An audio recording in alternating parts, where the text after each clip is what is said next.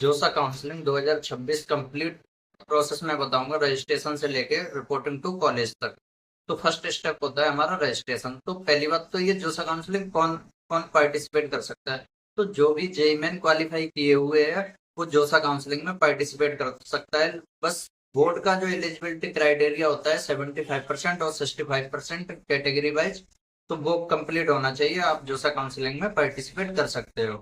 तो first step होता है रजिस्ट्रेशन। तो रजिस्ट्रेशन में आप josa.nic.in पे जाओगे, वहाँ जेई मेन के एप्लीकेशन नंबर से आप रजिस्टर करोगे और पासवर्ड डाल के आपकी डिटेल्स वगैरह वहाँ ओपन होगी। तो आपने रजिस्ट्रेशन किया तो आपने जो जेई मेन में डिटेल फिल की थी वो सारी ओपन हो जाएगी। आप उस डिटेल को वेरीफाई करोगे। नेक्स्ट स्टेप क्या रहेगा आपका, चॉइस फिलिंग का। तो चॉइस फिलिंग आपने या तो पहले से आपने अपने कॉलेजेस और ब्रांच को पहले से सोच रखा है कि मुझे ये कॉलेज चाहिए, ये ब्रांच चाहिए, तो आप उस हिसाब से चॉइस को फिल कर देना। यानी कि पहले आप टीयर 1 कॉलेज को प्रेफरेंस देंगे, फिर टीयर 2 को, फिर टीयर 3 को।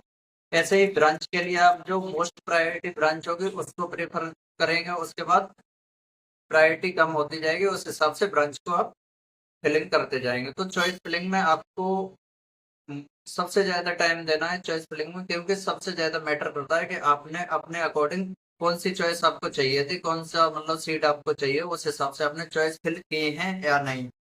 और चॉइस फिलिंग के बाद एक ऑप्शन आएगा चॉइस लॉकिंग के लिए। अगर आपने चॉइस लॉक कर दी तो आप उनको चेंज नहीं कर सकते। यानी कि जो आपने प्रेफरेंस भर रखी है कॉलेजेस की और ब्रांचेस की, जैसे आईआईटी बॉम्बे है उसमें आपने सीएस से पहले कोई ब्रांच भर दी, तो अगर आपने लॉक कर दी तो वो चेंज नहीं होगी। इस वजह से चॉइस को लॉक नहीं करता है, लॉक नहीं करना है। चॉइस फिल कर दें उसके बाद लॉक नहीं करना है।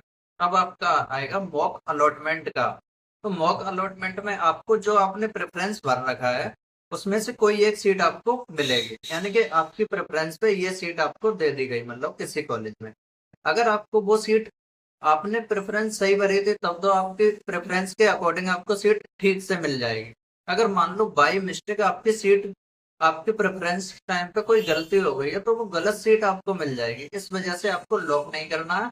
तो आप यहाँ पे अपने प्रेफरेंस को चेंज कर सकते हो। अब आप यहाँ चेंज कर दोगे तो वो लॉक ऑटोमेटिकली हो जाएगा। फिर तो सीट अलॉटमेंट होगा। फिर मॉक अलॉटमेंट के बाद आपने चॉइस प्रेफरेंस अपना दोबारा से देख सकते हो। फिर आपका होगा सीट अलॉटमेंट। 1 से 6 राउंड होते हैं, तो 6 राउंड तक आपको सीट किसी भी राउंड में मिलने के चांसेस हैं। जरूरी नहीं है पहले राउंड में मिल जाए, और ऐसा भी नहीं है कि लास्ट राउंड तक आपको सीट ही ना मिले।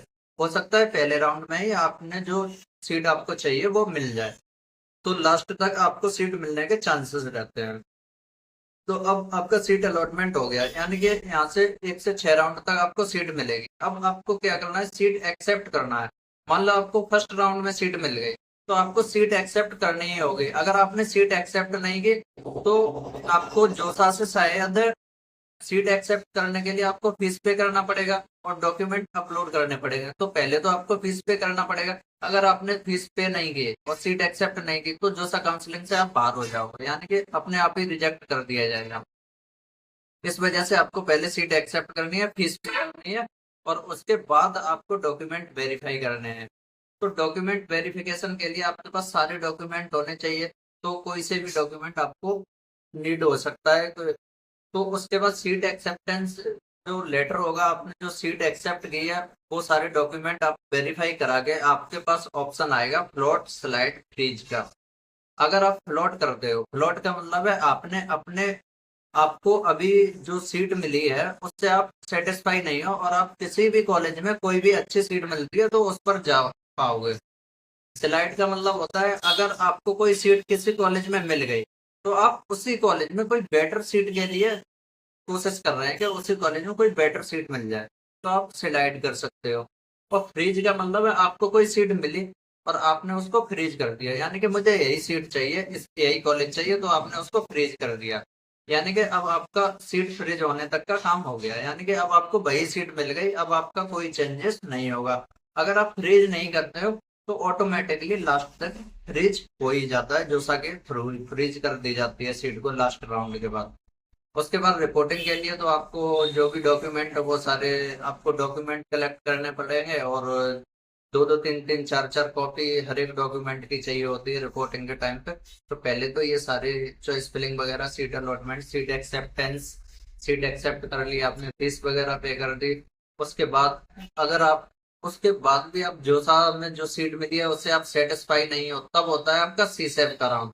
तो सीसैप में क्या हो, सीसैप के लिए आपको पूरी प्रोसेस फिर से वही चॉइस फिलिंग वगैरह फिर से आपको अप्लाई करनी पड़ेगी। लेकिन अब सीसैप अगर आप कराना चाहते हो तो अपनी सीट को होल्ड करने के लिए आपको एक्स्ट्रा चार्ज देना होगा। लेकिन वो आपको कॉलेज में जाके जहाँ भी आपको सीट मिलेगी वहां जाके कट कर दिया जाएगा आपके फीस में से। तो ये होता है आपका जोसा।